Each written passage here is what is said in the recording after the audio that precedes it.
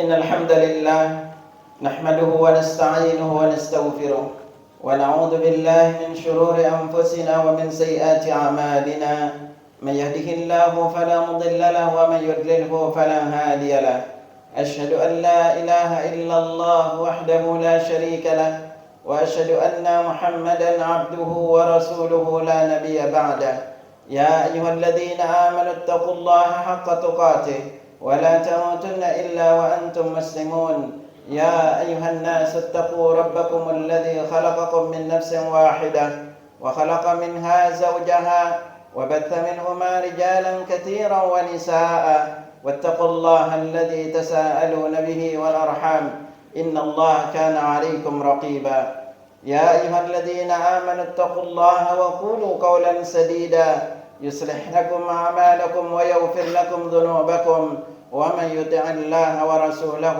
فقد فاز فوزا عظيما أما بعد فإن أصدق الحديث كتاب الله وخير الهدي هدي محمد صلى الله عليه وسلم وشر الأمور محدثاتها وكل محدثة بدعة وكل بدعة ضلالة وكل ضلالة في النار. Jamaah salat Jumat rahimani rahimakumullah. Alhamdulillah Allah Subhanahu wa taala senantiasa memberikan kita kesehatan, memanjangkan usia kita sampai kita berada di bulan yang penuh barokah ini. Semoga Allah Subhanahu wa taala memberikan kita kemudahan, ketabahan, kesabaran untuk mengisi hari-hari kita di bulan yang penuh barokah ini dan kita keluar termasuk di antara hambanya yang diampuni dosa-dosanya oleh Allah Subhanahu wa taala. Ikhwatal iman rahimani rahimakumullah. Kebarokahan Ramadan, ketahuilah dia bisa menjadi peluang dan sekaligus ancaman bagi kita. Peluangnya adalah Allah berikan begitu banyak tebar rahmat, begitu juga Allah berikan lipat gandaan kebaikan setiap apapun yang kita lakukan kebaikannya. Dan yang paling luar biasa adalah Allah bantu kita dengan syaitan dibelenggu, yang apabila syaitan dibelenggu maka kita akan lebih gampang untuk melakukan amal saleh. Tetapi ini juga sebagai ancaman bagi kita, karena setiap orang-orang yang aktivitasnya atau ibadahnya tidak ada bedanya dengan bulan-bulan lainnya di bulan Ramadan, maka dia termasuk yang Nabi doakan itu celaka. Karena Nabi SAW bersabda, wa raghima anfu rajulin dakhala alaihi Ramadan thumma salakha qabla an yughfara lah. Raghima anfu rajulin, celakalah seorang. Kata raghima anfu dalam bahasa Arab maknanya khaba wa khasira wa dhalla wa wada'a anfahu ala turab. Celakalah, kehinaanlah, kerugianlah bagi orang seperti orang meletakkan dalam bahasa Arab itu hidungnya di atas tanah, maka itu menunjukkan kehinaannya. Apa maksudnya? Kehinaannya adalah ketika masuk Ramadan, namun dia malas-malasan, dia tidak semangat beribadah di bulan Ramadan, hari-harinya berlalu tidak ada bedanya, dan dia keluar dari Ramadan tanpa dosanya diampuni oleh Allah. Jadi ini adalah peluang sekaligus ancaman bagi kita. Karena itu akhirnya ketahuilah bahwa di dalam bab amal ada waktu-waktu terbaik beramal saleh, ada juga tempat-tempat terbaik beramal saleh. Makkah, Madinah yang udah kita tahu itu tempat terbaik untuk kita salat. Di mana Makkah pahalanya 100.000, lalu di Madinah pahala salat jamaah adalah 1.000. Sama juga dengan waktu terbaiknya, di antara waktu terbaik tahunan kita adalah yaitu Ramadan, yang hariannya adalah pagi dan sore harinya, bahkan sepertiga malam terakhir untuk salat tahajud dan berdoa. Hari Jumat ini mingguannya, Senin Kamis juga termasuk mingguannya. Karena itu akhirnya perlu diingat di bab amal, di setiap waktu terbaik beramal saleh itu Allah pun jelaskan kepada kita amalan terbaik apa yang harus kita lakukan. Jadi di bab amal perlu diingat kalimat ini, bahwa waktu terbaik beramal saleh, maka di waktu terbaik ini pilihlah amalan-amalan terbaik yang Nabi anjurkan untuk kita lakukan.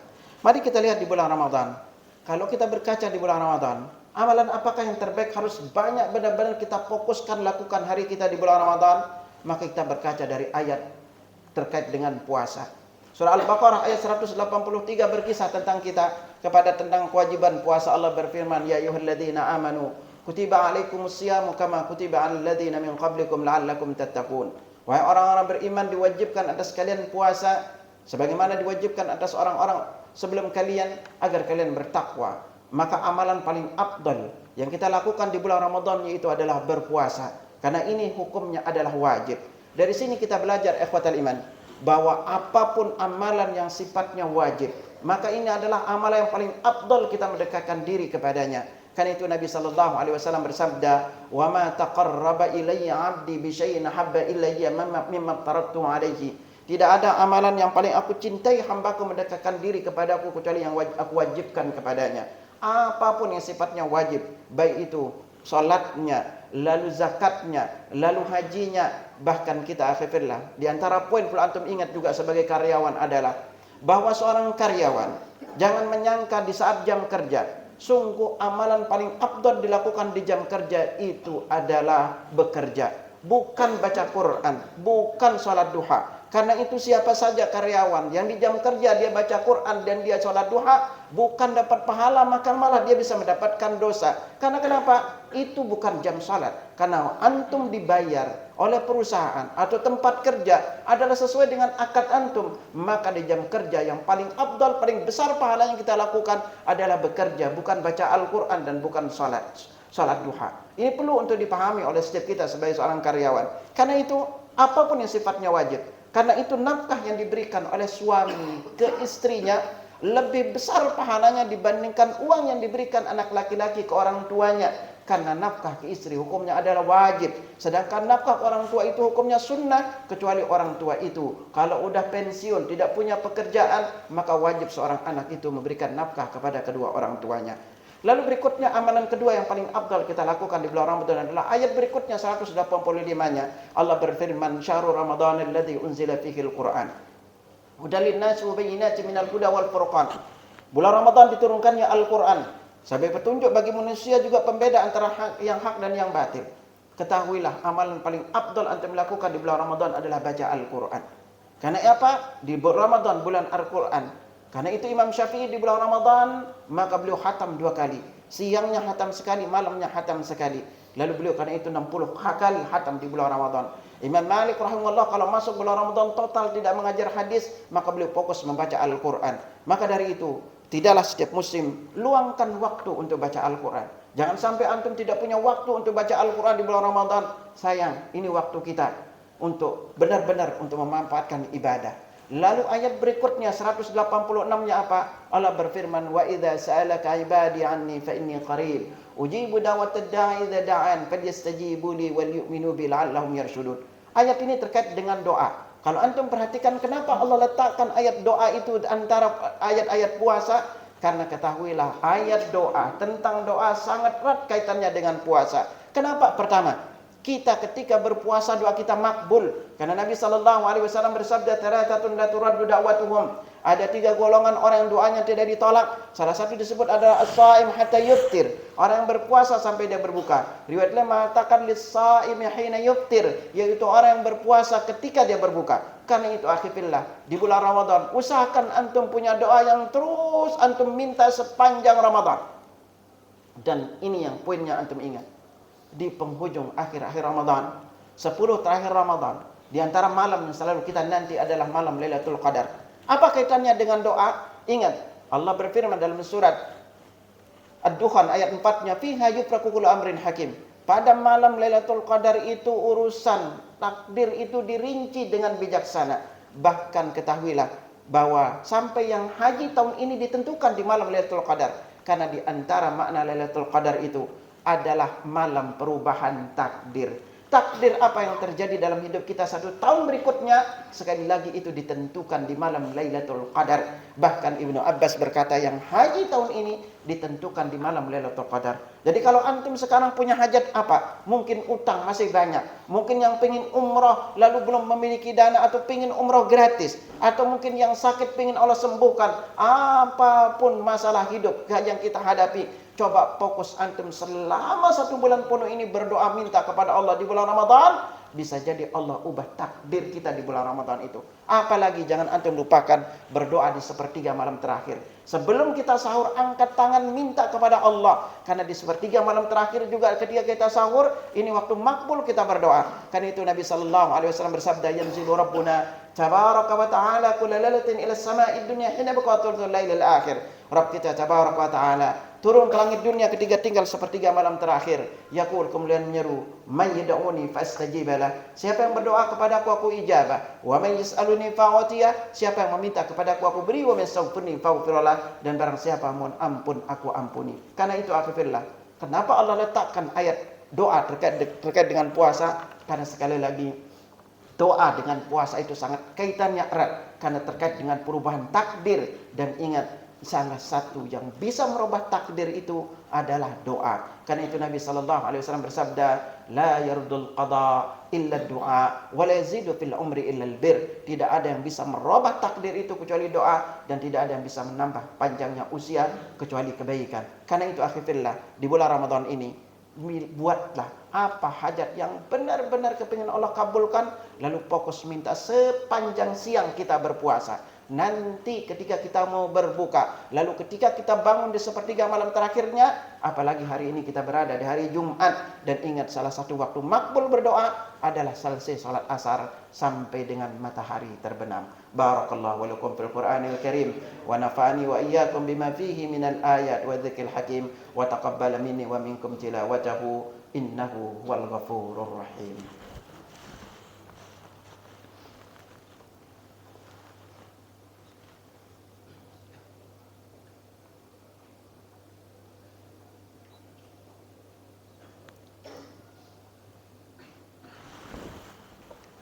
Alhamdulillah hamdan katsiran tayyiban mubarakan fihi kama yuhibbu rabbuna wa yarda. Asyhadu an la ilaha illallah wahdahu la syarika lah, wa asyhadu anna Muhammadan abduhu wa rasuluhu la nabiyya ba'dah. Allahumma salli wa sallim ala nabiyyina Muhammad sallallahu alaihi wasallam.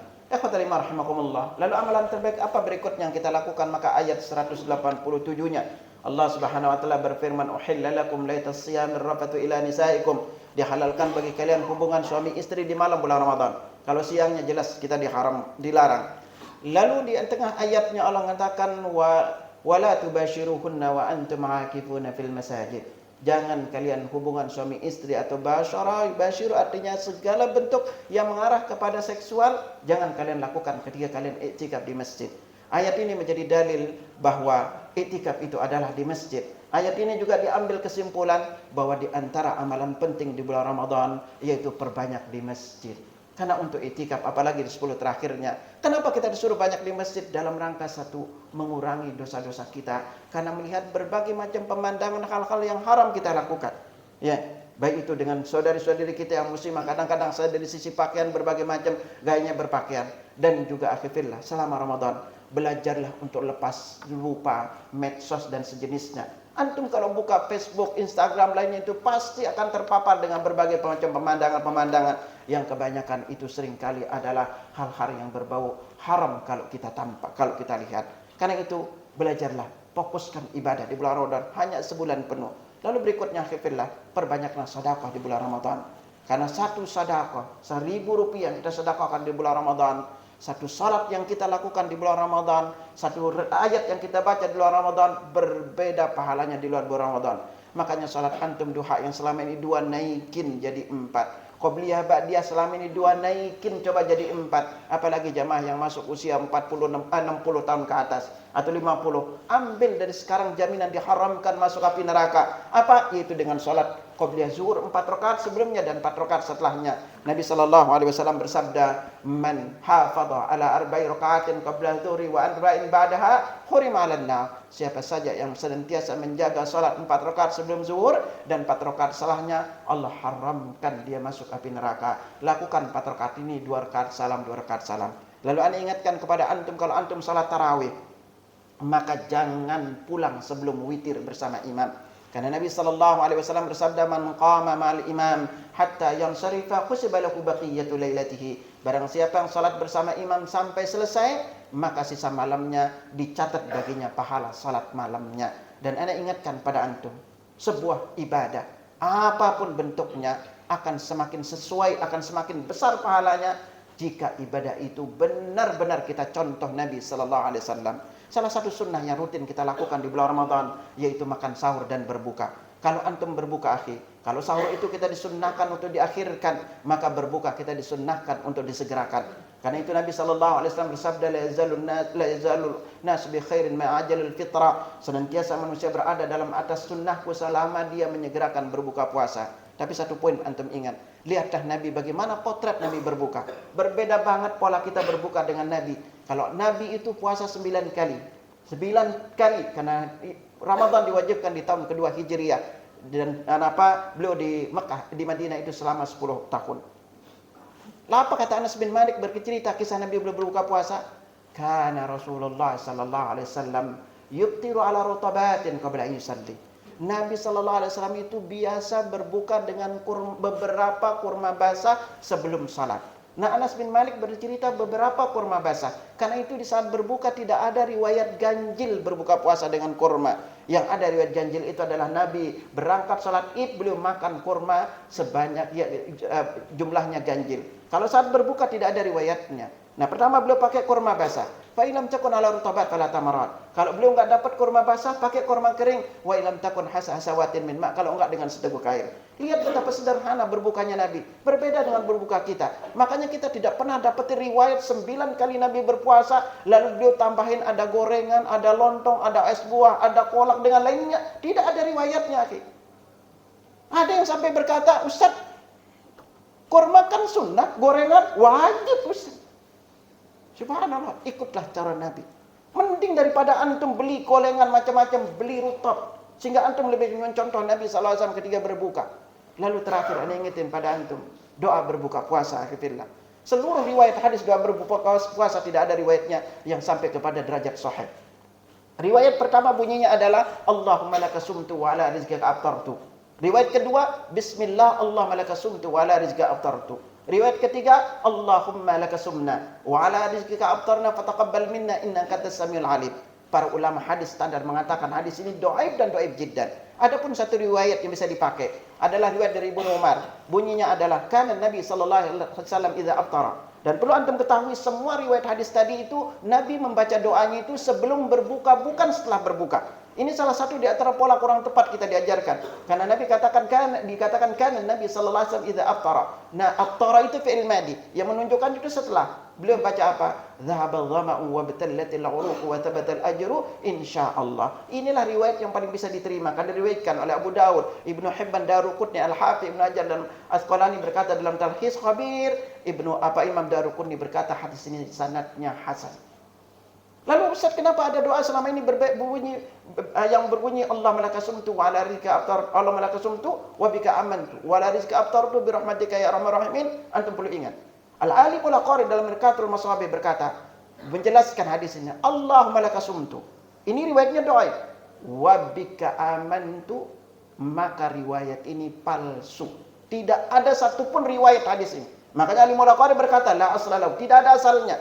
Wa bika ala rizqika aftartu, ini hadisnya doa. Bi rahmatika ya arhamar rahimin. Riwayat ini juga palsu. Kalau antum mau pakai yang dhaifnya, pakai Allah malaka sumtu wa la rizqa aftartu. Atau yang paling bisa dipakai dhahabal ghama'u wa batallatil 'uruqu wa tabatal ajru insyaallah. Sekali lagi, apapun ibadah kita lakukan, belajarlah seperti apa potret Nabi melakukannya, karena ibadah itu tidak akan diterima oleh Allah kecuali ikhlas dilakukan karena Allah dan sesuai dengan tuntunan Rasulullah sallallahu alaihi wasallam. Alhamdulillahirabbil alamin. La ilaha illa anta subhanaka inna kunna minadh dhalimin.